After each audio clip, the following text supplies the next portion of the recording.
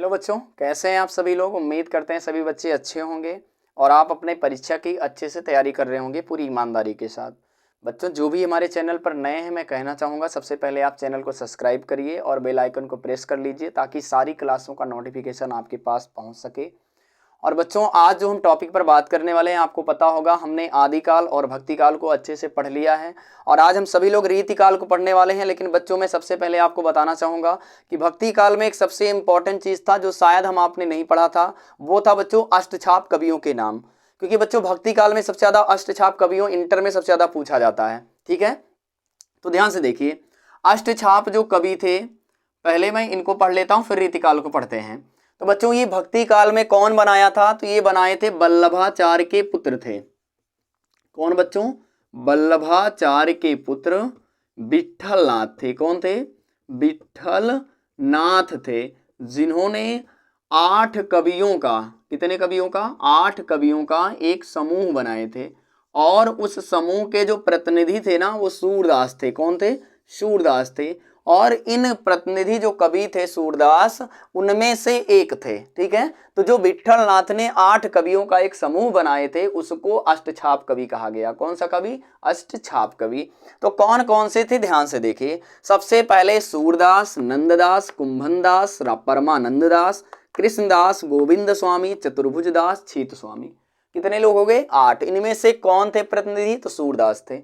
सूरदास की रचनाएं कौन कौन सी हैं? तो सूरसागर, साहित्य लहरी और सूर सारावली। नंददास की एक रचना है रूपमंजरी। कुंभनदास की एक रचना है फुटकर पद। परमानंद दास की रचना है परमानंद सागर। कृष्णदास की रचना है युगलमान चरित्र। गोविंद सागर स्वामी की जो रचना है फुटकर पद, इनकी भी। चतुर्भुज दास की रचना है भक्ति प्रताप और छीत स्वामी की जो रचना है वो भी फुटकर पद है। तो बच्चों, ये अष्टछाप कवि हैं और ये पेपर में कभी ना कभी बच्चों 100% छपता है, इसलिए बिल्कुल नहीं छोड़ेंगे। आपकी परीक्षा की दृष्टि से सबसे इंपॉर्टेंट ये बच्चों आपके लिए क्वेश्चन है, आप छोड़ेंगे नहीं। इस 8 कवियों का नाम याद रखेंगे। बनाने वाले कौन थे?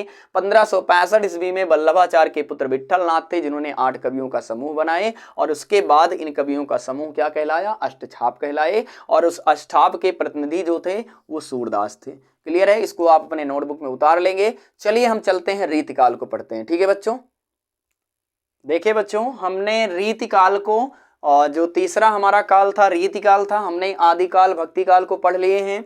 तीसरा हमारा रीतिकाल है, जिसे हम उत्तर मध्य काल भी बोलते हैं। और इसने किसने कहा था इसको? तो आचार्य रामचंद्र शुक्ल थे, जिन्होंने उत्तर मध्य काल भी कहा है। और रीतिकाल का भी नाम रीतिकाल किसने दिया है? तो डॉक्टर राम कुमार वर्मा ने दिया है। और श्रृंगार काल भी इसको कहते हैं। और श्रृंगार काल का नाम किसने दिया है? तो विश्वनाथ प्रसाद हैं, जिन्होंने श्रृंगार काल की भी संज्ञा दी है। पूछा जाता है ज्यादा पेपर में कि रीतिकाल को श्रृंगार काल किसने कहा? तो विश्वनाथ प्रसाद ने श्रृंगार काल कहा। किसको? रीतिकाल को। ठीक है, अब देखेंगे जो हमारा रीतिकाल था ये बच्चों 3 भागों में बढ़ गया। कितने भाग में? 3 इसके भाग थे, 3 धाराएं थी। सबसे पहला बच्चों था रीतबद्ध। कौन सा था? रीतबद्ध। दूसरा था रीत सिद्ध। तीसरा था बच्चों रीत मुक्त। ठीक है, अब रीतबद्ध में जो पहले राइटर आए, जिनका नाम था केशवदास, इनकी रचनाएं अभी आप पढ़े थे केशवदास को राम भक्ति धारा में भी। तो यानी इनका लेखन बच्चों भक्ति काल में भी था, लेकिन इनका ज्यादातर टाइम रीतिकाल में था। तो ये रीतबद्ध कवि में आते हैं केशवदास, जिन्होंने रामचंद्रिका, कवि प्रिया, रसिक प्रिया। ध्यान से देखिए, यहाँ हम कवि प्रिया लिखे हैं। अगर यही बच्चों हम लिख दें कनुप्रिया, क्या? कनुप्रिया। अब यहाँ पे क्या हो जाएगा? तो ये बच्चों धर्मवीर भारती की रचना हो जाएगी, लेकिन यहाँ पे कवि प्रिया है केशवदास की, रसिक प्रिया है केशवदास की। ठीक है, अब दूसरे राइटर हैं रीतबद्ध में ही भूषण, जिन्होंने शिवराज भूषण लिखा है, छत्रसाल दशक लिखा है। तीसरे हैं पद्माकर, जिन्होंने गंगा लहरी लिखा है। ठीक है, अब दूसरे राइटर जो रीत सिद्ध में आते हैं, सबसे फेमस राइटर जिनका नाम है बिहारी दास, गागर में सागर भरने की संज्ञा इनको दी गई है और बिहारी सस्सई मात्र इनकी एक रचना है। और दूसरे हैं बच्चों विक्रम शाह, विक्रम सस्सई, इन्होंने लिखा है।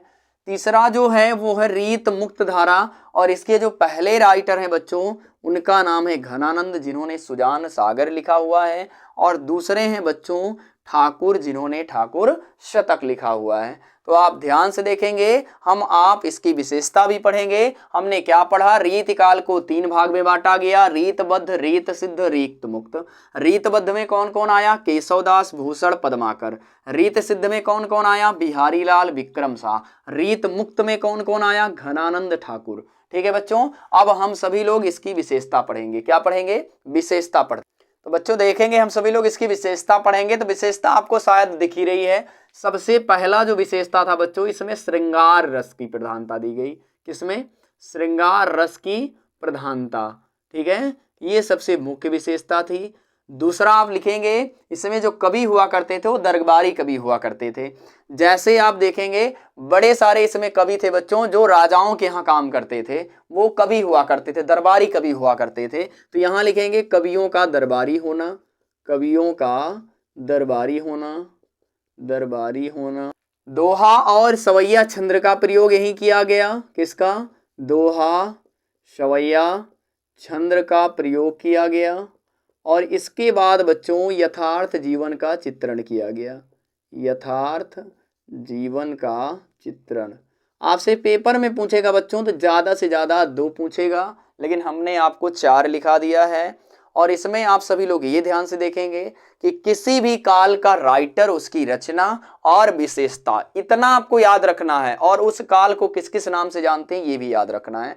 तो तीनों हमने आपको बता दिए हैं, आप बिल्कुल कंफ्यूज नहीं होंगे। अच्छे तरीके से आप नोट करेंगे, इसको नोट्स बनाते चलेंगे, क्योंकि हम सीरियल वाइज पढ़ा रहे हैं। पहले आदिकाल, फिर भक्ति काल, और ये तीसरा रीतिकाल, और अभी आगे हम लोग पढ़ने वाले हैं आधुनिक काल। ठीक है बच्चों, तो अच्छे तरीके से पढ़िए, मेहनत करिए, और कोई भी आप लापरवाही अपनी पढ़ाई के साथ मत करिए, क्योंकि आप लापरवाही करेंगे तो अपने कैरियर के साथ, अपनी लाइफ के साथ आप कहीं ना कहीं लापरवाही कर रहे हैं, और इसका नुकसान आपको होगा। तो बच्चों बिल्कुल पढ़ने में लापरवाही ना करिए। मिलते हैं अगली क्लास में। Thank you very much.